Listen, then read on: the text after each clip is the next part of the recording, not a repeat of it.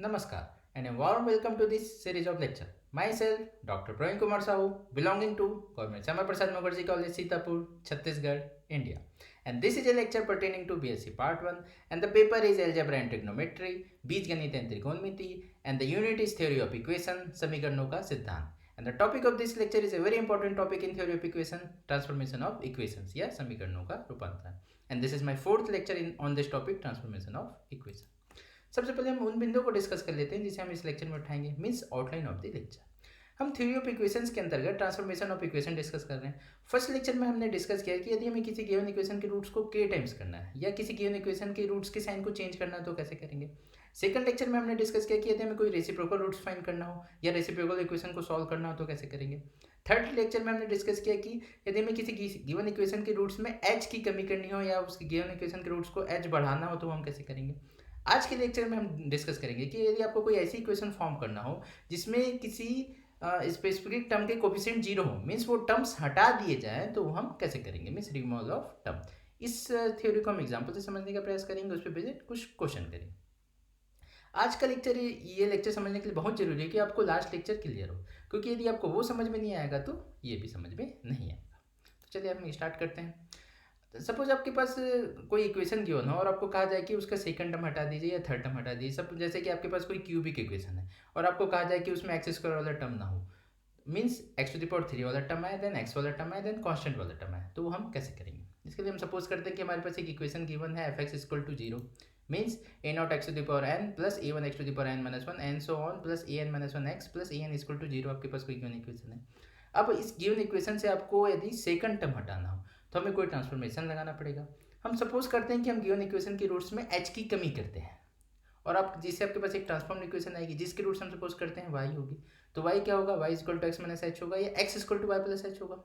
हम equation one में X को वाई प्लस एच से रिप्लेस कर देते हैं तो हमारे पास क्या इक्वेशन आ जाएगी, a naught y plus H to the power N plus A one Y plus H to the power N minus one N so one plus A N minus one Y plus h plus A N equal to zero.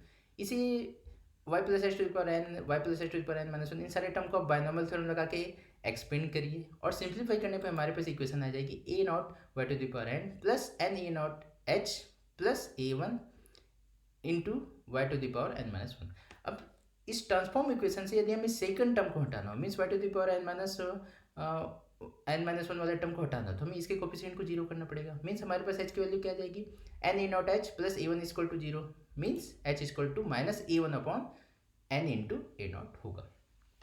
Actually जब हम given equation के roots में H कमी कर रहे हैं तो हम एच की वो वैल्यू फाइंड करना चाह रहे हैं जिससे कि आपका सेकंड टर्म हट जाए. तो ये एच की वैल्यू पता चलती है हम सिंथेटिक डिवीजन मेथड लगा के इक्वेशन को ट्रांसफॉर्म कर सकते हैं और सेकंड टर्म ये हटा सकते हैं.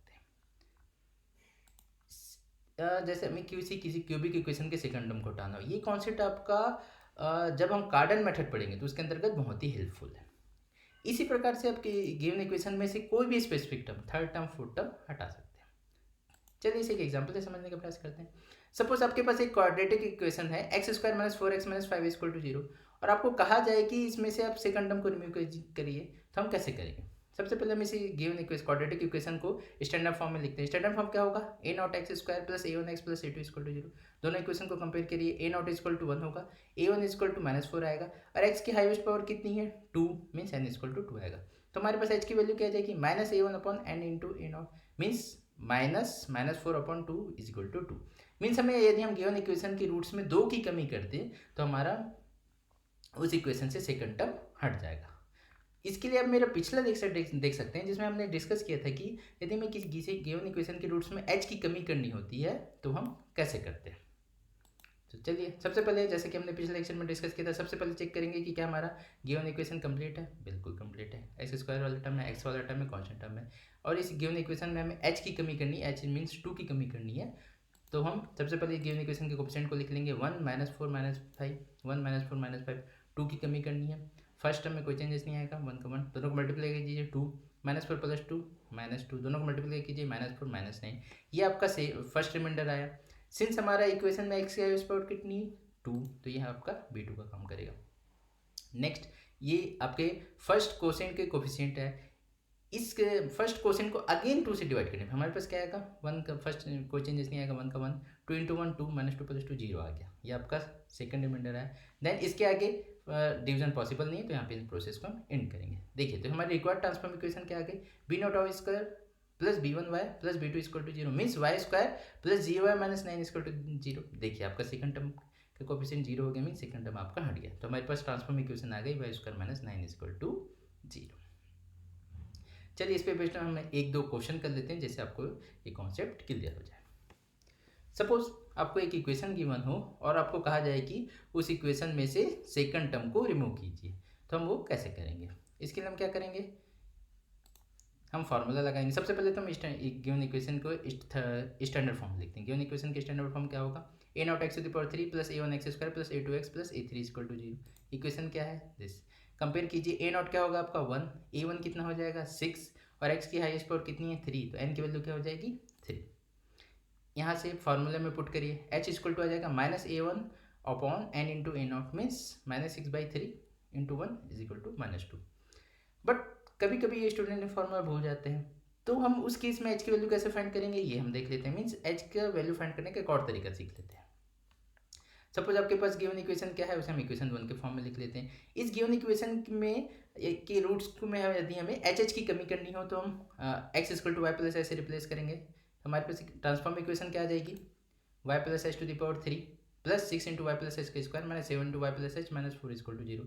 इसे सिंप्लीफाई करिए, सिंप्लीफाई करने पर आपके पास आ जाएगा इक्वेशन 2। देन इस ट्रांसफॉर्म इक्वेशन में से सेकंड टर्म को रिमूव करना है, मीन्स वाई स्क्वायर वाले टर्म को रिमूव करने के लिए उसके कोफिशिएंट को जीरो करना पड़ेगा। 3 इंटू एच प्लस 2 को जीरो कीजिए, मीन्स यहाँ से भी आपके पास एच की वैल्यू क्या जा रही है -2। या तो आप ये फार्मूला लगा के एच की वैल्यू पता कर लीजिए, या तो आप इस तरीके से एच की वैल्यू पता कर लीजिए। आपको इन दोनों में से किसी एक मेथड से ही एच की वैल्यू पता करनी है। बट जब हमें गिवन इक्वेशन में से यदि थर्ड टर्म रिमूव करना हो या फोर्थ टर्म रिमूव करना हो, तो उसके लिए इस टाइप के फार्मूला वो बहुत लेंदी हो जाएगा। उस केस में हम ये इसी मेथड का यूज़ करेंगे। चलिए तो हमें सेकंड टर्म रिमूव करने के लिए इस क्वेश्चन में गिवन इक्वेशन के रूट्स में -2 की कमी करनी है। तो चलिए हम सिंथेटिक डिवीजन लगाते हैं। सबसे पहले जैसे कि हम जानते हैं, सबसे पहले हम चेक करेंगे कि क्या हमारी गिवन इक्वेशन कंप्लीट है। एक्स टू पावर 3 वाला टर्म है, एक्स स्क्वायर वाला टर्म है, एक्स वाला टर्म है एंड कॉन्स्टेंट टर्म, जी आपकी गिवन इक्वेशन कंप्लीट है। इसके कोफिशिएंट को लिख लेते हैं 1 6 -7 एंड 4। 1 6 -7 एंड 4 कि एच की वैल्यू कितनी आई थी -2। फर्स्ट टर्म में कोई चेंजेस नहीं, -2 इंटू 1 -1, 6 -2 4, दोनों को मल्टीप्लाई कीजिए -8, दोनों को ऐड करिए -15, मल्टीप्लाई कीजिए 30 आएगा 26। ये आपका फर्स्ट रिमाइंडर आ गया। इस इक्वेशन में एक्स की हाईएस्ट पावर कितनी थी 3, तो ये आपका v3 का काम करेगा। ये आपके फर्स्ट क्वेश्चन के कोफिशिएंट हुए। इस फर्स्ट क्वेश्चन को अगेन -2 से डिवाइड करने पे हमारे पास क्या जाएगा, फर्स्ट में 1 का 1 -2 को मल्टीप्लाई कीजिए -2, दोनों को ऐड करिए 2, दोनों को मल्टीप्लाई कीजिए -4 -19 आ गया। ये आपका सेकंड क्वेश्चन के कोफिशिएंट आया और ये सेकंड रिमाइंडर आया जो कि b2 को कम करेगा। इस सेकंड क्वेश्चन को अगेन -2 से डिवाइड करिए, फर्स्ट 1 इंटू -2 प्लस 2 जीरो। देखिए आपका ये वाला टर्म जीरो हो गया। देन इसके आगे डिवीजन पॉसिबल नहीं है, तो ये लास्ट रिमाइंडर आया जो आपको b0 को कम करेगा। हमारी ट्रांसफॉर्म इक्वेशन क्या आ जाएगी, b0 y to the power 3 plus b1 y square plus b2 y plus b3 equal to zero, means y to the power 3 plus 0 y square minus 19 y plus 26 equal to zero. देखिए आपका second term के coefficient zero आ गया, मीन्स second term आपकी remove हो गई। तो आपके पास जो रिक्वायर्ड ट्रांसफॉर्म इक्वेशन थी वो आ गई y to the power 3 minus 19 y plus 26 equal to zero. एक और एग्जांपल ले लेते हैं। सपोज आपके पास एक इक्वेशन गिवन हो और आपको कहा जाए कि उसमें से थर्ड टर्म को हटाइए, तो हम ये कैसे करेंगे। आपकी हमारी गिवन इक्वेशन क्या थी, X to the power 4 minus 4 X to the power 3 minus 18 X square minus 3x plus 2 equal to zero. इस इक्वेशन में से थर्ड टर्म को रिमूव करने के लिए हम सपोज करते हैं कि हम गिवन इक्वेशन के रूट्स में h की कमी कर रहे हैं, तो हम गिवन इक्वेशन में क्या पुट करेंगे, x equal to Y plus h put कर दीजिए। वाई तो हमारी इक्वेशन क्या हो जाएगी, y plus H to the power 4 minus 4 into y plus H to the power 3 minus 18 y plus h का square minus 3 into y plus h plus 2 equal to zero. अब इन टर्म्स को आप बाइनोमियल थ्योरम लगा के expand कर सकते हैं। जैसे कि हम जानते हैं कि बाइनोमियल थ्योरम क्या कहता है, यदि आपके पास x plus Y to the power n हो तो इसका एक्सपेंशन क्या होता है, x to the power n plus nc1 x to the power n minus 1 y to the power 1 plus nc2 x to the power n minus 2 y square. ये आपका binomial theorem for positive integral index है। इसका use करके हम y plus H to the power 4 y plus H to the power 3 y plus H square सारे term निकाल सकते हैं। इन सारे टर्म को निकाल के इस इक्वेशन में रखिए और इसे सिंप्लीफाई करने पे हमारे पास इक्वेशन क्या आ जाएगी, इक्वेशन 2 आ जाएगी। अब इस ट्रांसफॉर्म इक्वेशन से हमें थर्ड टर्म को रिमूव करना है, means y to the power 4 y to the power 3 and y square. इस टर्म को रिमूव करना है, मीन्स इस टर्म के कोफिशिएंट को जीरो करना पड़ेगा। मीन्स हमारे पास की इक्वेशन क्या जाएगी 6x² - 12s - 18 = 0।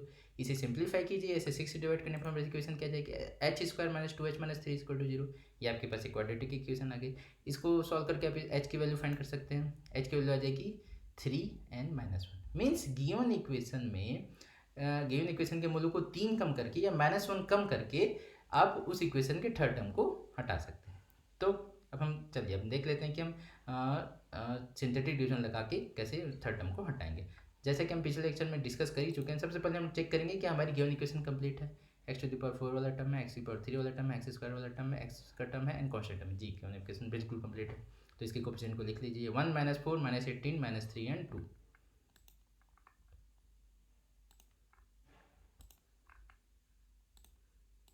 1 - 4 - 18 - 3 है 2। हमें सबसे पहले हम चेक कर लेते हैं जब हम गिवन इक्वेशन के रूट्स को -1 कम कर रहे हैं तो हमारे पास ट्रांसफॉर्म इक्वेशन क्या आ रही है। फर्स्ट हम सेम रहेगा, कोई चेंजेस नहीं। दोनों को मल्टीप्लाई कीजिए -1, दोनों को ऐड करिए -5, दोनों को मल्टीप्लाई कीजिए 5, दोनों को ऐड करिए -13, दोनों को मल्टीप्लाई कीजिए 13, दोनों को ऐड करिए 10, अगेन मल्टीप्लाई कीजिए -10। ये आपका फर्स्ट रिमाइंडर आ गया। सिंस हमारी गिवन इक्वेशन में x की हाईएस्ट पावर कितनी थी 4 थी, ये b4 को काम करेगा। ये आपके फर्स्ट क्वोशिएंट की कोएफिशिएंट आ गए। इस फर्स्ट क्वोशिएंट को अगेन -1 से डिवाइड करने पे हमारे पास क्या आ जाएगा, फर्स्ट टर्म में कोई चेंजेस नहीं। दोनों को मल्टीप्लाई कीजिए -1, दोनों को ऐड करिए -6, दोनों को मल्टीप्लाई कीजिए -6 - 1 6, दोनों को ऐड करिए -7, फिर मल्टीप्लाई कीजिए -7 - 1 7। ये आपका सेकंड रिमाइंडर आ गया। ये सेकंड क्वोशिएंट के कोएफिशिएंट आ गए। इसे अगेन हम ऐसे -1 से डिवाइड करते हैं। फर्स्ट टर्म में कोई चेंजेस नहीं। 1 × -1 -1, दोनों को ऐड करिए -7, फिर -7 × -1 7, दोनों को ऐड करिए 0। अगेन डिवाइड करने पे हमारे पास फाइनल इक्वेशन आ जाएगी। इसके आगे डिवीजन पॉसिबल नहीं है। जो ये लास्ट रिमाइंडर है ये आपका b0 का काम करेगा, b1 का काम करेगा, b2 एंड b3 b4। तो हमारी ट्रांसफॉर्म इक्वेशन क्या आ जाएगी b0 y⁴ plus b1 y⁴ plus b2 y² plus b3y plus b4 = 0। Value put कर दीजिए, आपके पास ट्रांसफॉर्म इक्वेशन आ जाएगी y⁴ plus -8 × y⁴ plus 0 × y² plus 17 × y - 8 = 0। देखिए आपके पास थर्ड टर्म की कोएफिशिएंट 0 आ गया, मीन्स थर्ड टर्म आपकी रिमूव हो गई।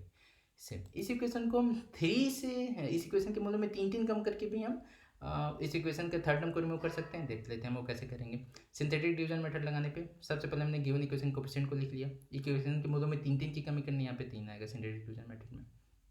फर्स्ट टर्म में कोई चेंजेस नहीं। 3 × 1 3, दोनों को ऐड करिए -1, दोनों को मल्टीप्लाई कीजिए -3, दोनों को ऐड करिए -21, दोनों को मल्टीप्लाई कीजिए -63, दोनों को ऐड करिए -66, दोनों को मल्टीप्लाई कीजिए -198, दोनों को ऐड करिए -196। ये आपका फर्स्ट रिमाइंडर है। सिंस आपके गिवन इक्वेशन में x की हाईएस्ट पावर कितनी थी 4, ये आपका b4 को काम करेगा। ये आपके पास फर्स्ट क्वोशिएंट की कोएफिशिएंट है। फर्स्ट क्वोशिएंट को अगेन 3 से डिवाइड करने पे हमारे पास क्या आ जाएगा 1 का 1, 3 × 1 3, दोनों को ऐड करिए 2, दोनों को मल्टीप्लाई कीजिए 6, दोनों को ऐड करिए -15, दोनों को मल्टीप्लाई कीजिए -45, दोनों को ऐड करिए -111। ये आपका सेकंड रिमाइंडर है जो b3 का काम करेगा। ये सेकंड क्वोशिएंट है कि कोएफिशिएंट आ गया। सेकंड क्वोशिएंट को अगेन ऐसे h मीन्स 3 से डिवाइड करिए, आपके पास आ जाएगा 1 का 1, 3 × 1 3, 3 × 2 5, 5 × 3 15, दोनों को ऐड करिए, आपके पास आ गया 0। अगेन जो क्वोशिएंट है उसे डिवाइड करिए 1 का 1, 1 × 3 3, दोनों को ऐड करिए, आपके पास आ गया 8। ये आपका b1 का काम करेगा। इसके आगे डिवीजन पॉसिबल नहीं है तो हम यहाँ पे प्रोसेस को एंड कर देंगे। तो आपकी रिक्वायर्ड ट्रांसफॉर्म इक्वेशन आ जाएगी b0 y⁴, b1 y⁴, b2 y² plus b3y plus b4 = 0। Value put कर दीजिए y⁴ plus 8y⁴ plus 0y² minus 111y minus 196 = 0। ये देखिए आपके पास थर्ड टर्म के कोएफिशिएंट कितने आ गए 0, मीन्स आपके थर्ड टर्म रिमूव हो गए और आपके पास रिक्वायर्ड ट्रांसफॉर्म इक्वेशन आ गई। तो आज के लेक्चर में हमने सीखा कि यदि हमें किसी गिवन इक्वेशन में से कोई स्पेसिफिक टर्म हटाना हो तो हम कैसे करेंगे। ये जो कॉन्सेप्ट है जब हम आगे कार्डन मेथड पढ़ेंगे तो उसमें बहुत ही हेल्पफुल है। आज के लेक्चर में इतना ही। Thank you.